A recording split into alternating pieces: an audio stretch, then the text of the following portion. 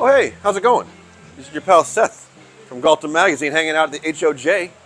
Beautiful rainy day in northeast Kansas. I wanted to just tell you guys that the new issue of Golfdom is out now. I hope you'll check it out.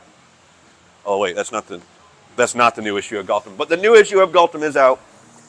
In it, it's the March issue. I write about a golf course that licked its bunker problem. Thanks to the guys out at Lick Creek Golf Club in Pekin, Illinois for the story. We also have an article about how the USGA has a standardized way of measuring organic matter. We have our GCSA conference and show recap story. Last thing I'll mention is a shout out to Grant Jones, my pal out at Sherrill Park Golf Course in Richardson, Texas.